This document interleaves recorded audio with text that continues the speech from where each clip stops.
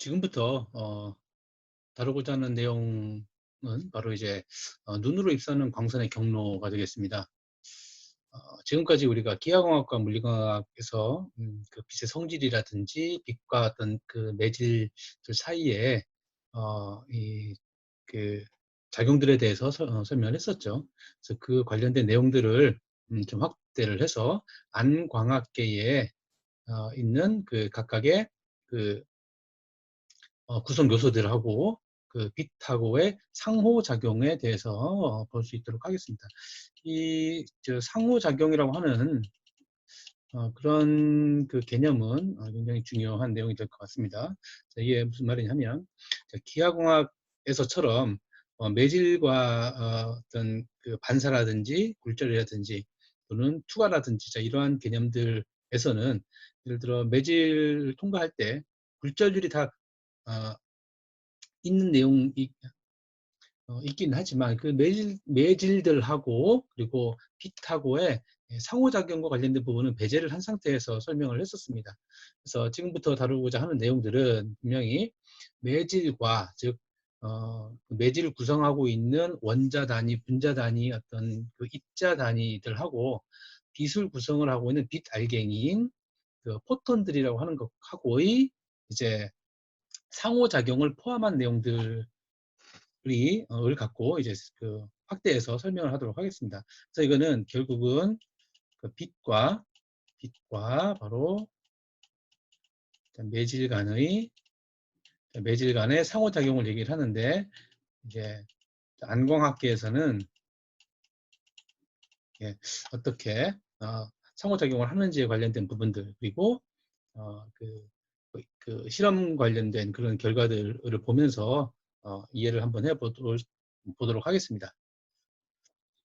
자, 우선은 그 눈으로 입사하는 광선의 경로를 보는 데 있어서 물론 아까 설명했던 것처럼 반사도 있을 것이고 투과도 있을 것이고 상호작용도 있게 될 것입니다. 근데 우리가 빛이 어떤 매질을 통과할 때, 즉 투명한, 예를 들어서 유리를 통과할 때라고 생각을 해보면 분명히 투명한 유리이긴 하지만 반사되는 부분과 투과되는 부분이 있다는 건 다 알고 있습니다. 즉 간단하게 우리가 유리창에다가 그 레이저 포인터 같은 경우를 이렇게 대보면 투과되는 빛이 있고 분명히 반사되는 빛이 있다는 것을 경험적으로 잘 알 수 있겠습니다. 자, 그런 것처럼 어떤 그 광학적으로 투명한 매질인 경우에 대해서 빛이 통과할 때는 반사하는 것과 투과하는 그 두 가지 빛이 있다.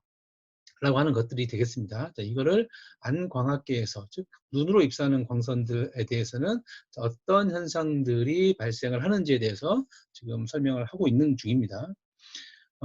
물론 이 반사가 된다는 얘기는 이 투과되는 양이 적어진다 라고 하는 그런 개념을 생각을 해보면 분명히 이 손실이 빛의 에너지의 손실이 생긴다라고 하는 그런 개념이 되겠습니다.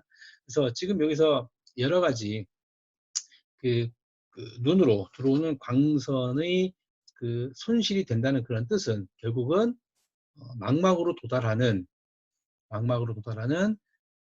즉 자, 망막으로 도달하는 그 빛이 빛 정보가 작아진다. 자, 작아진다라고 하는 그런 개념으로 손실을 이해할 수 있겠죠. 이 얘기는 선명함이 떨어진다. 또 구별을 잘 못할 수 있다라고 하는 그런 뜻으로도 생각을 해보면 되겠죠. 자, 그래서 지금 여기서 나열한 것은 한 3가지 정도로 이제 나열 한번 해보면 되겠습니다. 자, 우선 이 3가지가 바로 하나는 우선 반사에 의한 즉 거울면 반사에 의한 이 눈 에너지, 빛의 정보들의 빛 정보들의 그 감소, 그리고 나타냈던 것처럼 안광학계 물질 내부의 탄성 산란과 관련된 그 빛 에너지의 그 손실, 그리고 흡수되는 것들을 말합니다. 자, 이거는 하나하나 한번 설명을 한번 해보면 빛은 처음에 반사와 관련된 부분에 의해서 그리고 산란에 의한 부분에 대해서 그러니까 핵심어만 이렇게 찝어 본다면 반사 그리고 는 탄성 산란이라고 하는 그런 개념하고 흡수 요 세 가지의 메커니즘들이 바로 안광학계에 적용이 된다. 그래서 이 세 가지 반사라든지 탄성 산란이라든지 그리고 흡수의 이 작용들 때문에 빛 에너지가 망막으로 도달하는 양이 적어질 수 있다라고 이렇게 이해를 해보면 좋겠습니다. 자, 그러면 첫 번째로 반사에 대해서 한번 보도록 하겠습니다. 자, 반사는 이제 그 반사되는 면은 우리가 한번 그림으로 이제 이해를 해보면 각막의 전면 그리고 각막의 후면 그리고 수정체 앞면 수정체 뒷면으로 이렇게 되겠죠. 즉 이게 각막이 되겠고요. 이게 수정체가 되겠습니다. 수정체가 되겠고요. 이게 망막이라고 레티나 망막이라고 이렇게 생각을 해보면 되겠습니다. 자, 그렇다면 실제로 매질은 이 각막의 매질도 있을 거고요. 그리고 우리가 알고 있는 방수체의 매질도 있을 것이고 수정체의 매질도 있을 것이고 그다음에 초자체의 매질도 각각 굴절률이 각각 다른 매질로 이루어져 있습니다. 매질도 있고 그리고 수정체 매질 그리고 초자체 매질도 있겠죠. 그래서 결국 한 개, 두 개, 세 개, 네 개의 이 안광학계 기관을 통과한 빛이어야 망막에 도달한다. 즉 빛 에너지가 여기에 빛 에너지가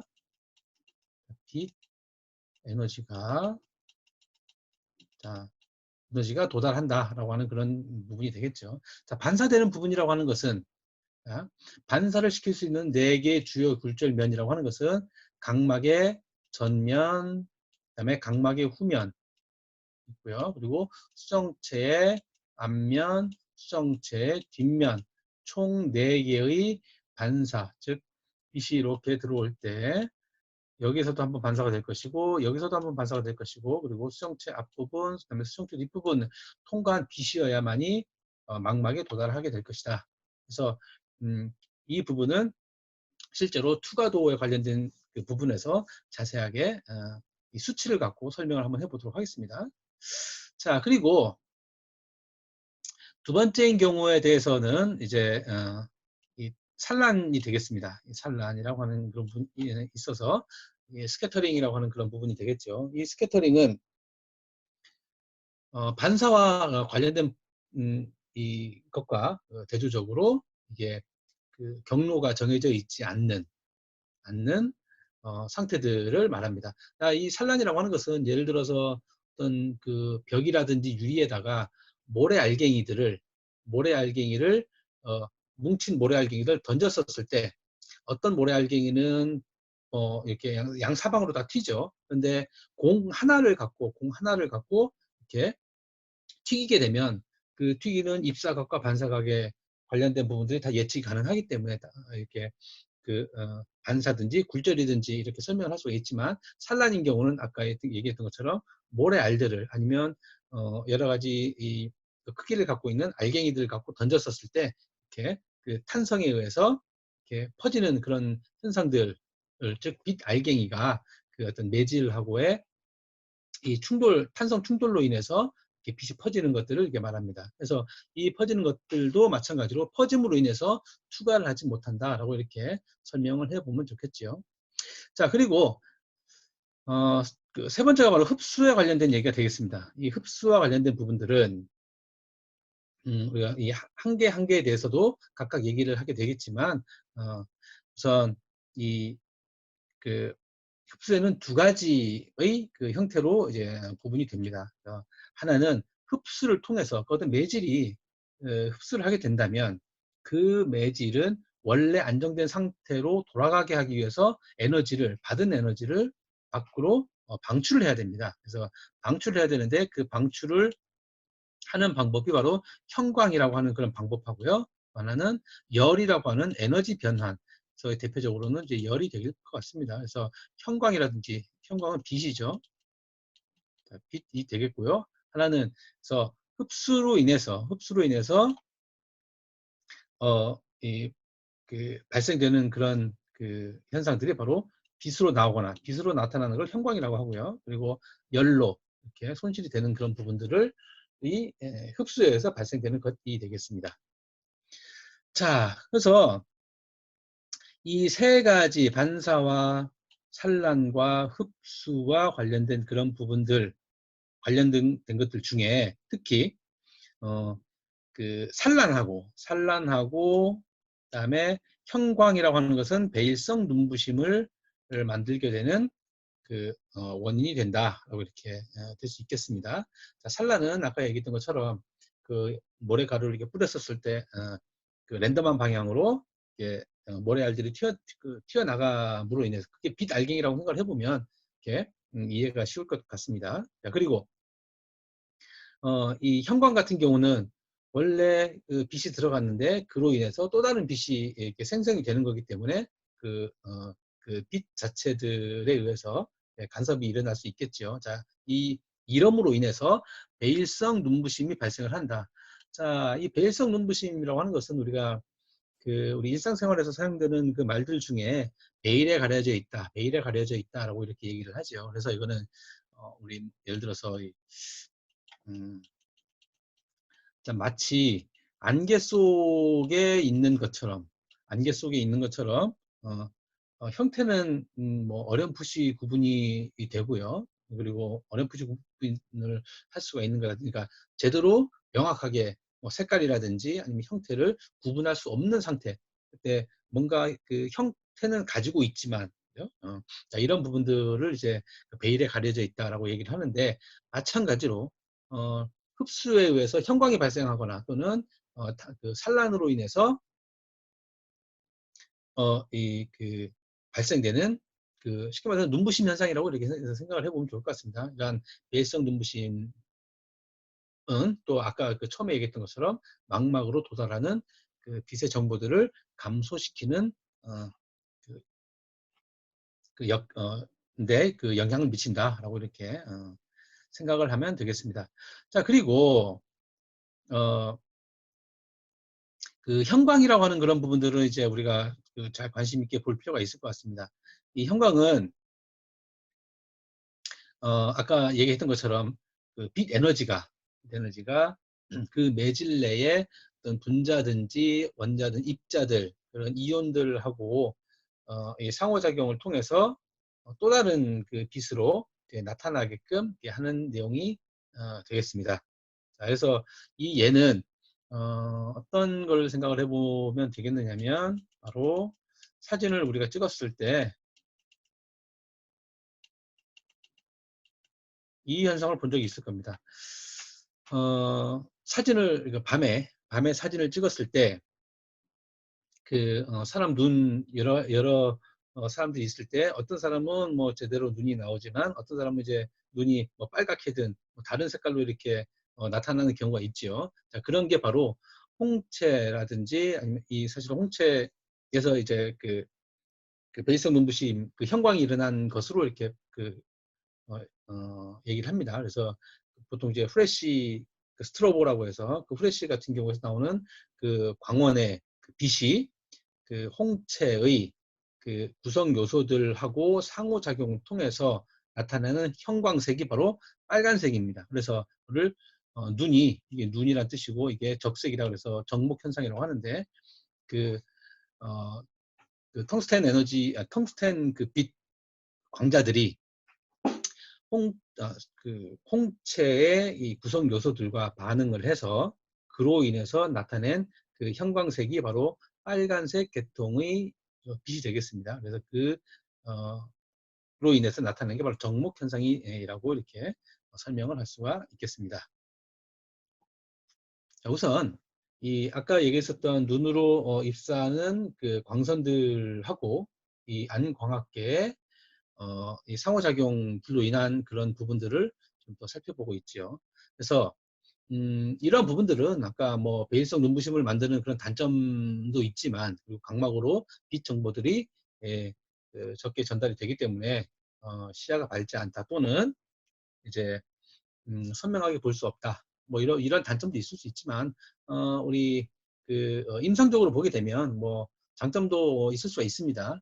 자, 이렇게 그 장점과 단점들에 대해서 몇 가지만 이렇게 정리를 해보도록 하겠습니다. 자, 우선 아까 반사와 관련된 부분에서는 주로 각막에서 아까 우리 네 가지 형태 네 개의 굴절면에서 굴절 면에서 발생을 한다고 했죠. 반사가 굴절면 반사가 일어난다고 합니다. 반사를 이용을 해서 이 반사를 이용을 해서 공률을 측정하는데 유용하게 이용할 수 있다. 그래서 공률 반경을 측정을 하는데 유용하게 사용한다라고 이렇게 하죠. 그래서 우리가 케라토미터나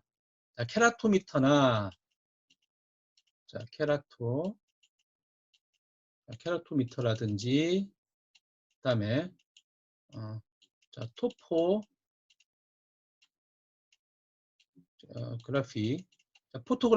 토포그래피라고 하는 그런 게 있죠. 그리고 오토리프렉티브 AR과 관련된 부분들도 다 마찬가지로 반사를 이용을 해서 눈의 굴절면의 공률 반경이라든지 굴절력을 측정을 하게 되는 것이죠. 그래서 공률 반경을 알게 되면 굴절력을 구할 수가 있으니까. 그렇죠? 그래서 자, 이런 것처럼 안광학 기기에 이 안광학 기기는 우리가 뭐 안과에서 사용하는 거든지 또는 뭐 우리가 안경원에서 사용하고 있는 여러 가지 안광학 기기를 다 통틀어서 말을 한다고 볼 수가 있겠습니다. 그래서 우선 지금 얘기했던 부분들은 뭐 주로 이제 안과에서 사용되는 이 기기들로 이렇게 설명을 할 수가 있겠죠. 그래서 반사를 이용해서는 이렇게 공률 반경을 측정을 할 수 있다라고 이렇게 알고 있으면 좋겠습니다. 자, 그리고 우리가 아까 산란이라든지 또는 형광으로 인한 베일성 눈부심 있죠. 그 베일성 눈부심으로 인한 불편함은